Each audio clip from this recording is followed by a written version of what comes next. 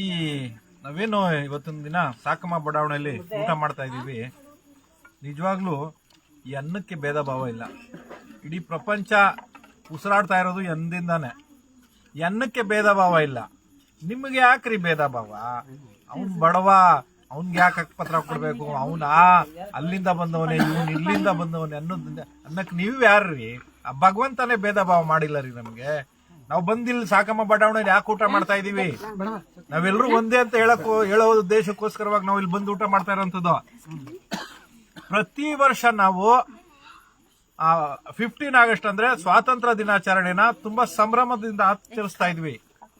ಸ್ವಾತಂತ್ರ್ಯ ಬಂದಿದೆ, ಅಮೃತ ಮಹೋತ್ಸವ ಆಚರಿಸ್ತಾ ಇದೀವಿ, ಅಮೃತ ಮಹೋತ್ಸವನ ಆಚರಿಸೋಣ ಅಂತೇಳಿ ಸಂಭ್ರಮದಿಂದ ಆಚರಿಸ್ತಾ ಇದ್ವಿ. ಆದ್ರೆ ಈ ವರ್ಷ ಆಚರಿಸಲ್ಲ. ನಾವು ಸ್ವಾತಂತ್ರ್ಯ ದಿನಾಚರಣೆ ಈ ವರ್ಷ ಆಚರಿಸಲ್ಲ. ಸಾಕಮ್ಮ ಬಡಾವಣೆಯಲ್ಲಿ ಬಂದು ಕಪ್ಪು ಬಾವುಟ ಹಾರಿಸ್ತೀವಿ. ನಮ್ಗೆ ಸ್ವಾತಂತ್ರ್ಯ ಸಿಕ್ಕಿಲ್ಲ, ನಮ್ಗೆ ಸ್ವಾತಂತ್ರ್ಯ ಸಿಕ್ಕಿಲ್ಲ ಅಂತ ಇಲ್ಲಿ ಬಂದು ನಾವು ಅವತ್ತಿನ ದಿನ ನಮ್ಮ ನೋವನ್ನು ತೋಡ್ಕೋತೀವಿ. ಸಾಕಮ್ಮ ಬಡಾವಣೆಯಲ್ಲಿ ಬಂದು ನಿಜವಾದ ಸ್ವಾತಂತ್ರ್ಯ ನಮ್ಗಿನ್ನ ಸಿಕ್ಕಿಲ್ಲ. ಸಾಕಮ್ಮ ಬಡಾವಣೆ ನಿವಾಸಿಗಳಿಗೆ ನಿಜವಾದಂತ ಸ್ವಾತಂತ್ರ್ಯ ಸಿಕ್ಕಿಲ್ಲ, ನಿಜವಾದ ಸಮಾನತೆ ಸಿಕ್ಕಿಲ್ಲ. ಎಲ್ರು ಹೇಳ್ತಾರಲ್ಲ ಸಂವಿಧಾನ ನಮ್ಗೆಲ್ರಿಗೂ ಸಮಾನತೆ ಕೊಟ್ಟಿದೆ ಅಂತ ಹೇಳಿ. ಯಾರೋ ದುಡ್ಡಿರೋರ್ಗೆ ಸಮಾನತೆ ಕೊಟ್ಟಿರ್ಬೋದು, ಆದ್ರೆ ಸಾಕಮ್ಮ ಬಡಾವಣೆಯವ್ರಿಗೆ ಸಮಾನತೆ ಸಿಕ್ಕಿಲ್ಲ. ಗುಡಿಸಲುಗಳಿಂದ ಇನ್ನ ಮುಕ್ತಿ ಸಿಕ್ಕಿಲ್ಲ, ನೆಮ್ಮದಿ ಜೀವನ ಇನ್ನ ಸಿಕ್ಕಿಲ್ಲ. ಸೊ ನಮ್ಮ ಹೋರಾಟ, ನಮ್ಮ ಧ್ವನಿ ಇಷ್ಟೇನೆ, ಇವ್ರಿಗೆ ನ್ಯಾಯ ಸಿಗ್ಬೇಕು. ಸೊ ಇವತ್ತು ರಾತ್ರಿ ನಾವು ತಂಗುವಂಥದ್ದು ವಿಭಿನ್ನವಾಗಿರುತ್ತೆ, ವಿಶಿಷ್ಟವಾಗಿರುತ್ತದೆ.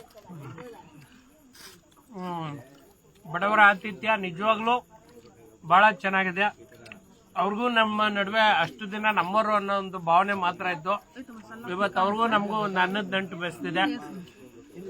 ನೋಡಿ, ಸೊಗಸಾಗಿ ನಮಗೋಸ್ಕರ ರುಚಿಕರವಾಗಿ ಉಪ್ಸಾರು ಮುದ್ದೆ ಎಲ್ಲ ಮಾಡಿದ್ದಾರೆ. ನಮ್ಗೆ ಇವತ್ತು ದೇವರು ಇಲ್ಲಿ ಕೊಟ್ಟಿದ್ದಾನೆ ಪ್ರಸಾದ. ಹಾಗಾಗಿ ಪ್ರಸಾದ ತಿಂದ ನಾವು ಕೂಡ ಬೇಡ್ಕೊಳ್ಳುವಂಥದ್ದು ಇಷ್ಟೇ. ನಾವೆಲ್ಲ ಬೇಡ್ಕೊಂಡಾದ್ಮೇಲೆ ಪ್ರಸಾದ ತಿಂತೀವಿ. ನಾವು ಪ್ರಸಾದ ತಿಂತಾನೆ ಬೇಡ್ಕೊಳ್ಳುವಂಥದ್ದು.